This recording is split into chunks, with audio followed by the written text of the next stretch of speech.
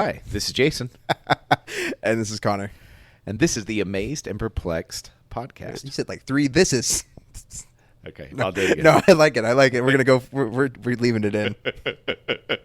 Okay. Now I'm all off.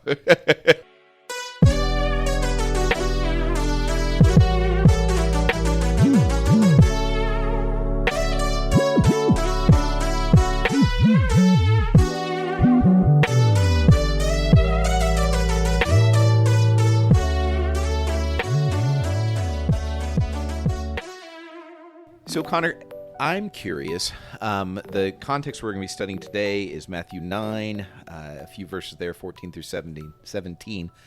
And to set up our thinking, has there ever been something that was new, and it ended up being new to all of society, but new to you, that other people maybe were embracing in your world, but it was really hard for you to make that shift for some reason? Sure. So mine is a thing that it hasn't happened to me yet, but I'm looking forward to it. So we record this podcast on a computer. We have an interface, and it's plugged into a computer that is, I think the kids would refer to it as janky. The computer screen, the actual screen part of the laptop has fallen off before. I paid a couple $100s to fix it.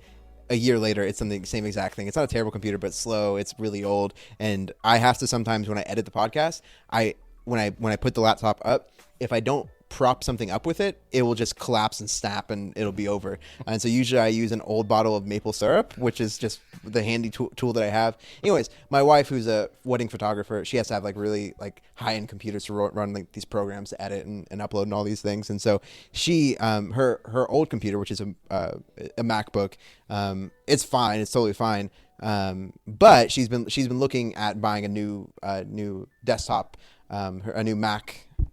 Yeah, a new Mac desktop or whatever for her business, and then just giving me her old one. And it's really hard for me. I've never been an Apple person. I've never been a Mac person. I am very comfortable in running the software that I run, very comfortable with the interfaces that I have. And the responsible decision is to just let her business pay for her new one and me just kind of take this old one and figure it out. But on the other hand, I can't even fathom what my life will be like. I'll be like one of those people who has a MacBook, and that just feels dirty and wrong. But on the other hand, it'll be nice to be able to take my computer somewhere and not have to prop it up with maple syrup. So it's a funny thing. What about you? So mine is I've had a bunch probably, but this is the one that stands out. I must have been 6 or 7 years old, and we had a Grand Prix. And it was big car at that time. It was the 70s. And my parents had told me they were going to sell it. And I was grief-stricken. So I remember walking out to this car, getting in the car. It's just sitting in the driveway or whatever, and just weeping. Like all these memories. It was the only car I'd ever remembered, Mm-hmm. And looking back, it's so funny because we lived in Ohio, number one. Number two, the car had no heat. So everywhere we went in the winter, we had to have triple layers on. We had blankets in the car, this kind of thing. It had been sideswiped. It had been, I think one of the doors was hard to get open. So it was really a piece of junk. As an adult, the car would have driven me insane. I can't even imagine having to endure that. But I was weeping. And it was funny. I do remember our next purchase, the Chevy Chevette. And that's way back for anybody younger Never than even heard of 40. Well, it was supposed to be big time. It was a little tiny, compact, nothing car. But it had heat and working doors. And so I remember feeling, this is so much better. But I just, my heart, it was like breaking. The thought of giving up on the stability in my life that was the Grand Prix. So I actually call it Grand Prix. I just realized, like a French person would say Paris. Anyway. I thought it sounded cool. I liked it. I was Grand like, man. Prix. So They did things really cool back in the 70s. That's right. We knew how to do it there. I'll show you a picture of Chevy Chevette so you can be duly impressed later. I'm going to go ahead and read from Matthew 9. And so this is just an interesting small conversation with a lot of, I think there's a lot in this context. It says, then John's disciples, so this is John the Baptist, of course, John's disciples came and asked him, how is it that we and the Pharisees fast often, but your disciples do not fast? Jesus answered, how can the guests of the bridegroom mourn while he is with them? The time will come when the bridegroom will be taken from them. Then they will fast. No one sews a patch of unshrunk cloth on an old garment, for the patch will pull away from the garment, making the tear worse. Neither do people pour new wine into old wineskins. If they do, the skins will burst. The wine will run out, and the wineskins will be ruined. No, they pour new wine into new wineskins, and both are preserved. So as you hear that, what amazes you about this? So Jesus says, how can the guests of the bridegroom mourn while he's with him?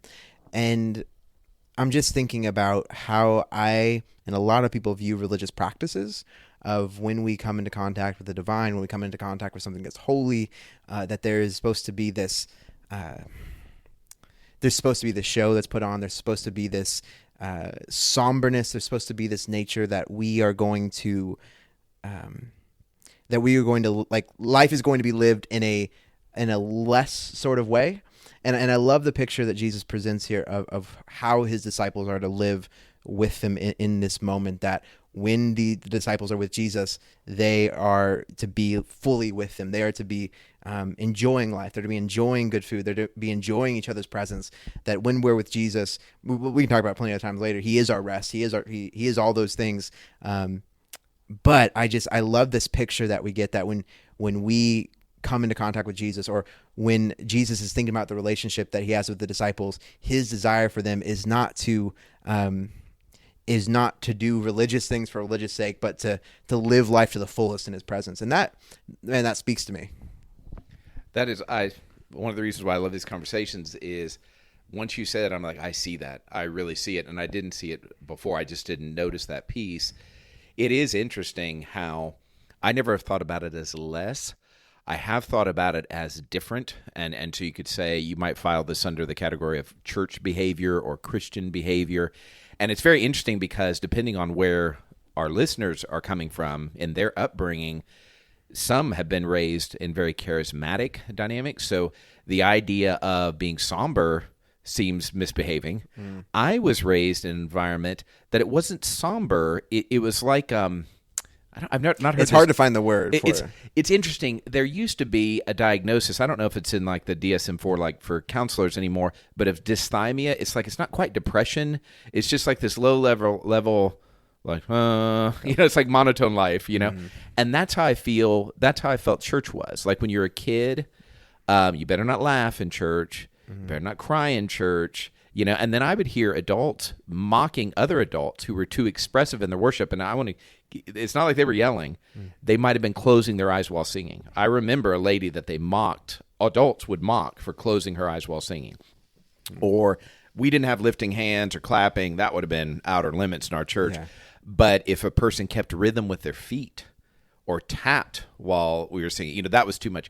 So I realized this hits everybody, but it's that idea that, to me, the way what you said applies is he's saying the Pharisees, we're not blaming them, but the John's disciples are saying, hey, all the religious people do it this way. And Jesus is like, you're not responding to the reality around you. You're responding to preconceived notions of what we do. And those notions came from someplace, sure, but they hadn't shifted in regard to what God was doing. And even saying that, I'm like, okay, Jason, next Sunday, will you align yourself with what God is doing in that moment? And I understand it a little bit.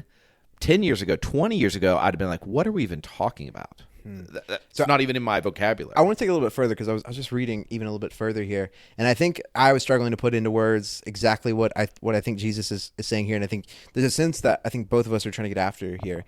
So there's this idea that, okay, if we're going to be eating in the presence of Jesus, then we're going to be eating the blandest of, like, all the focus is on him. All the focus is on the religious things that we're supposed to do. All the focus is completely outward. And if we're eating anything, it's like we're eating gruel, we're eating, pretty bland stuff. We're not soaking it up. But when Jesus brings up this concept, he frames it with the idea of the guests of the bridegroom mourn while he is with them.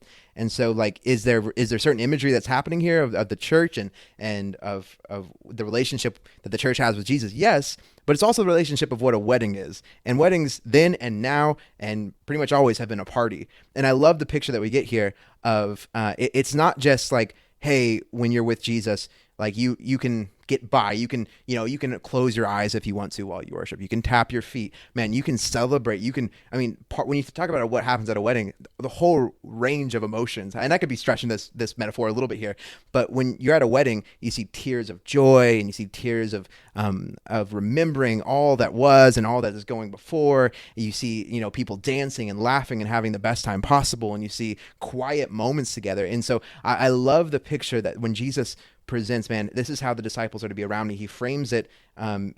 He frames it in this picture we get of the bridegroom, and so I could have stretched a little bit too much there, but I think that this is part of the spirit of what Jesus is trying to get after. That is really good. I hadn't even thought about that, but I say this, I think this all the time, is we have so much that the Bible doesn't tell us about all these things. So when the Bible does choose to pick certain words, tell certain aspects of stories and not others, it's intentional.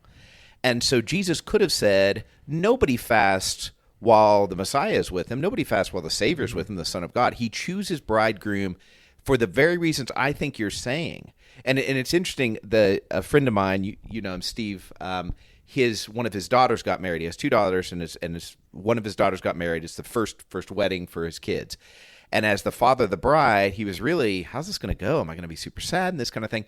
But when he got into the wedding, and he was kind of melancholy leading up to it, but when he got into the wedding, he fed off the energy of the bride, and her joy and the joy of the bridegroom was so great, he forgot his sadness, and it really was this celebration. I think that's exactly what Jesus is saying here. And keep in mind, he's contrasting, he's answering the question, why don't we fast? Fasting means I have things that I have a right to, eating, and I would assume is this case, and I'm choosing not to indulge those basic rights. What's the opposite of fasting? It's truly indulging and enjoying, and not indulging as a sin, but that idea of partaking and enjoying, and that idea of missing the leadership of God. That's what it keeps coming back to me, is this idea of, this is a time to celebrate, and you're out of alignment with what God is doing here.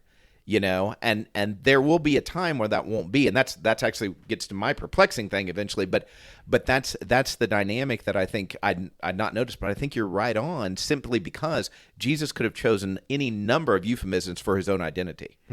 But he's intentionally saying, I'm picking the most celebrated. And of course, we talked about this maybe when we talked about the miracle at Cana, the water to wine, is that idea. We do weddings, and man, if you go to a wedding and they have a buffet and it has a lot of food and a lot of drink, maybe some dancing the last few hours, like, man, that was a big wedding. Jewish people would have been like, that's it? Like, we're doing this for 3 days or whatever they do.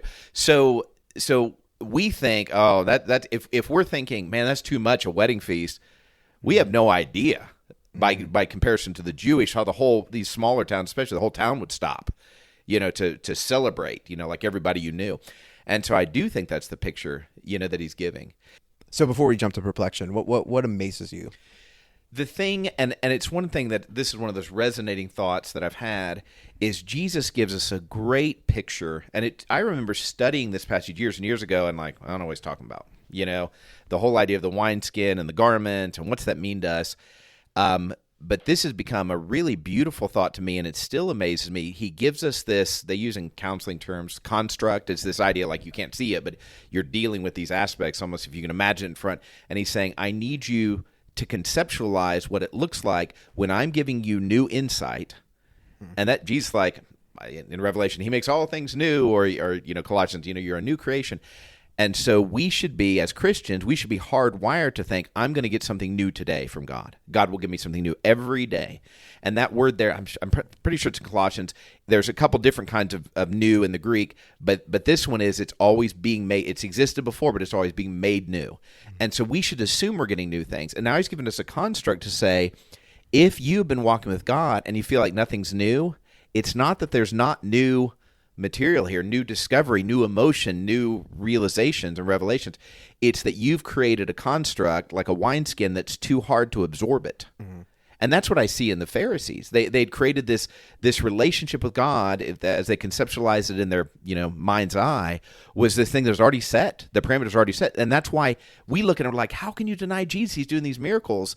And he's like, no, that doesn't fit. We've already decided what God looks like in our life.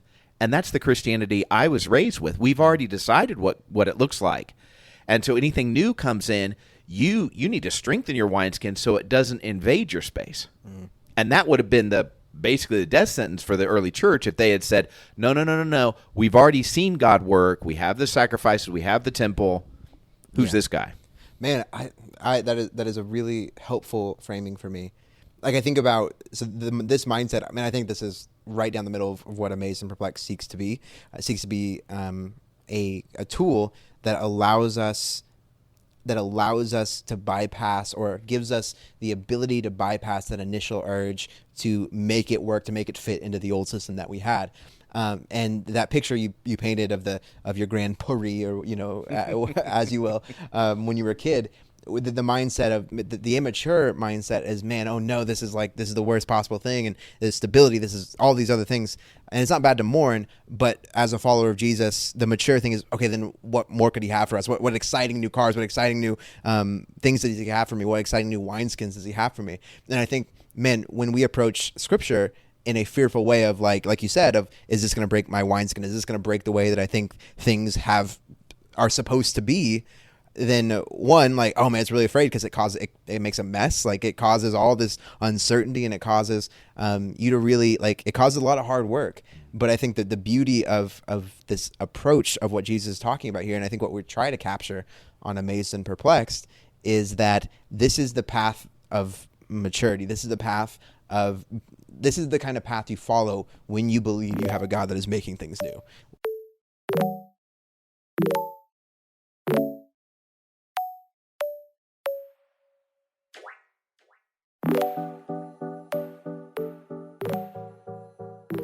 Yeah, well put. And here's the thing that's most challenging is that, okay, so my conceptualization today of my relationship with God is so much different than it was a decade or 2 decades ago. I feel like a totally different person in that regard. But I formed a wineskin today that will need to be softened or broken tomorrow. Yeah. If I assume he's going to teach me every single day for the rest of my life, then I have to assume, and it's the way the human mind is, we immediately form, when you walk into a room full of strangers, you immediately start to put people in categories. It's not evil. It's just the way your brain works to simplify the data, and you're forming these constructs. This is why if you knew somebody, I think this happens a lot maybe in school or maybe at church, where you're always around this person, but you're not really relating to them, and then you have this event together, and you're like, I never knew you were so cool, or it's not that person just started to be cool in that moment. This situation demanded you shift, using this metaphor, your wineskin, mostly because we have to, and this idea that new discovery dynamic, that's supposed to be a key part of being a Christ follower, because we're following him into new stuff. And the exciting part is when you are following Christ, you'd get to look back at the wineskin that was 15, 20 years ago, and man, that had some really good parts to it. Like, man, that 2001 Honda Accord that I was driving, man, it was really ahead of its time. It was cool. Like, it really surpassed the ugly boxcars of the 90s. But, it did have this tick, and it did have this problem, and I'm glad I got to move on to this new exciting thing. But man, I had some great memories, and there was a real purpose for me in that time. And you would know it'd be ridiculous to judge yourself 20 years ago for driving a 2001 car. And yet I feel like a lot of times we have this, I don't know if it's fear or anger at a previous iteration of how we viewed things, of a previous way that God had revealed himself to us. And it's just, when you begin to think about it, and if you're honestly seeking and following after God, man, it's so liberating, because you don't have, that old thing wasn't bad. It just, its time was done for you specifically in that moment. And for me, that's just something that I have to keep bringing out in front of me, to keep away bitterness, to keep away frustration, to keep away the feeling that, like, oh man, I'm so far behind. And so, that framing is so big for me. And that is very challenging as an individual.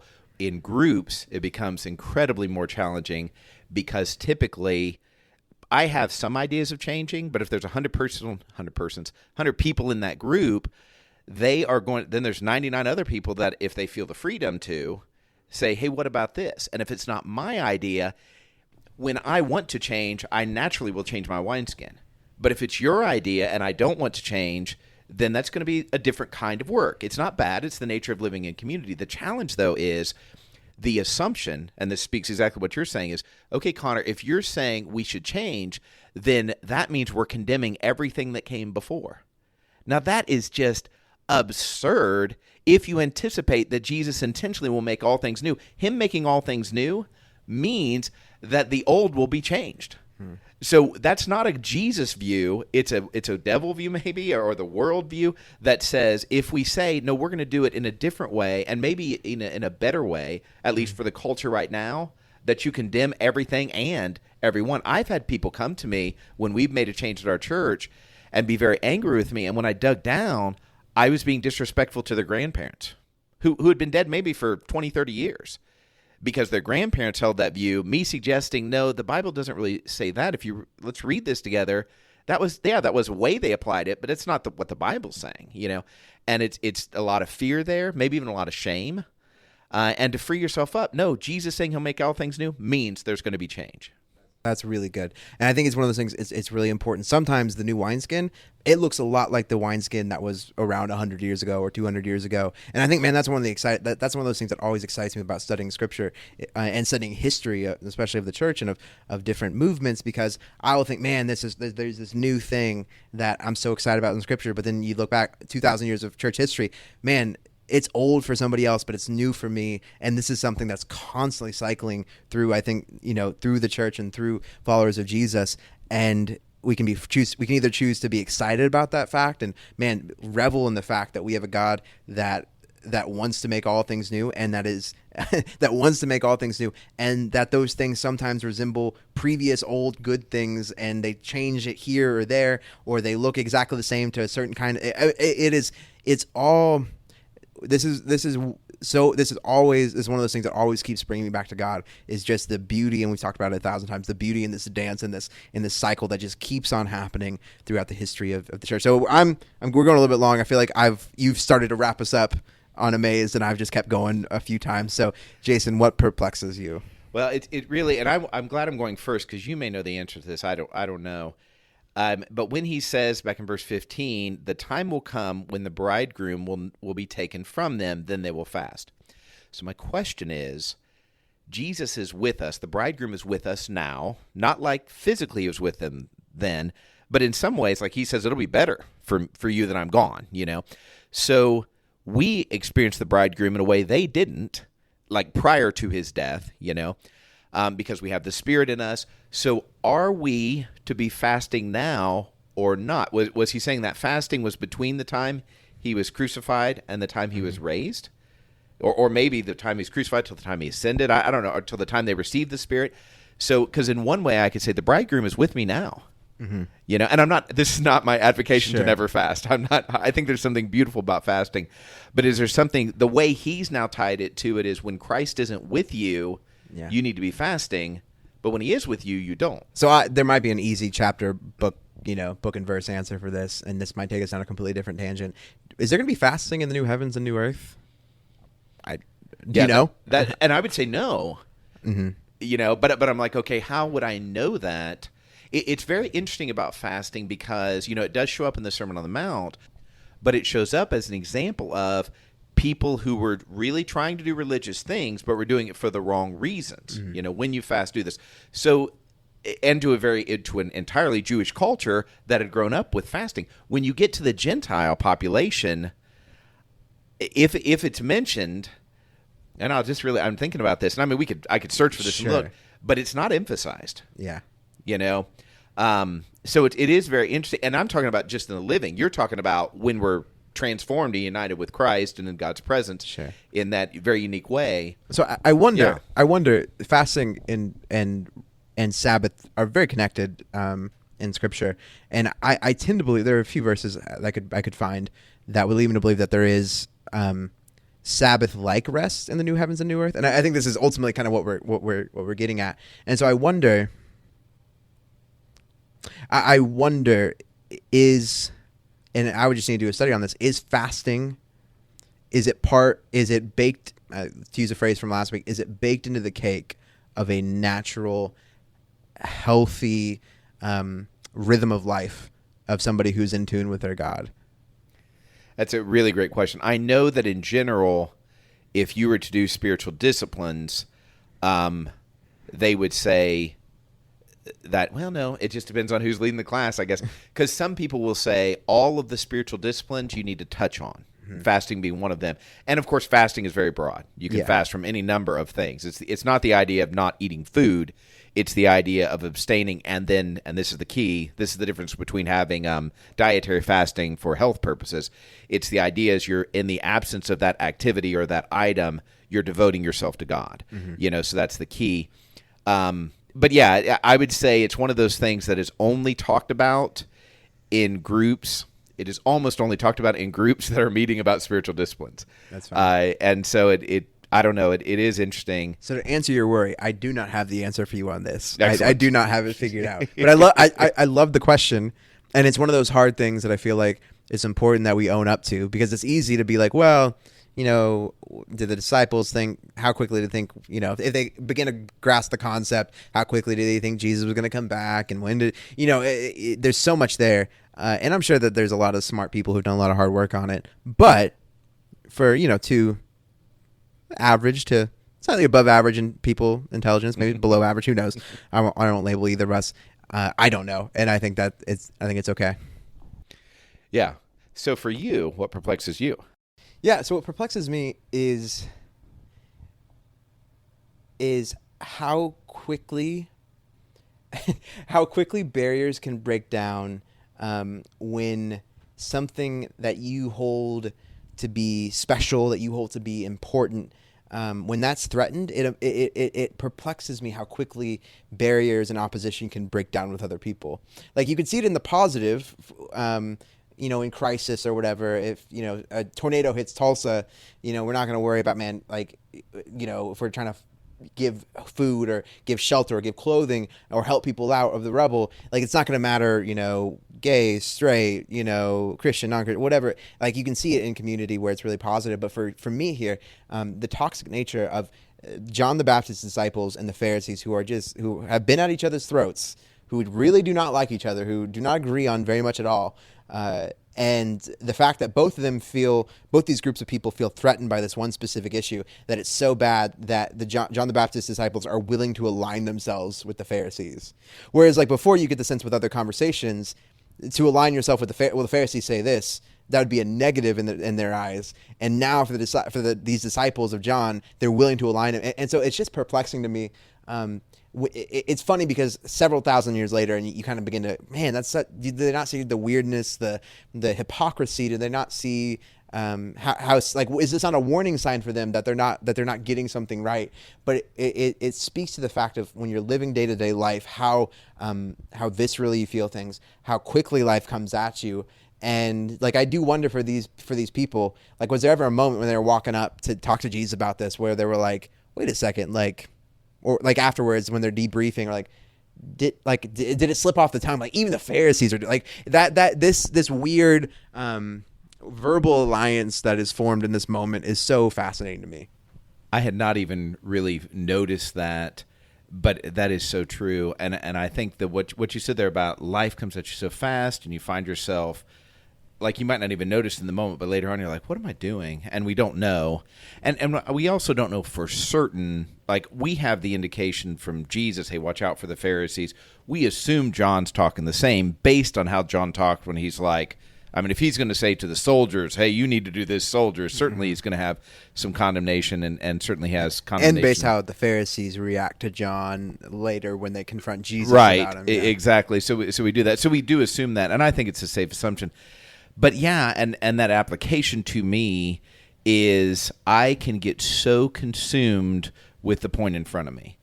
And so, because I often think, what would make this a good, like, if you were to fix this, if you were to go back and reverse engineer it, and you're talking to John's disciples prior to it, what would you say? And it's this idea of, they're scared. Mm-hmm. They're afraid. Because I see it, because I see it in myself. Okay, you're moving on from something I've trusted in. And so, and this is like me going, I'm like, hey, Connor, a lot of people are saying, and it feels weird for you to say who's saying. Yeah. But if you did, I'm like, well, one guy kind of said, and it resonated with my feelings. So now I'm saying everybody's saying, or they are saying.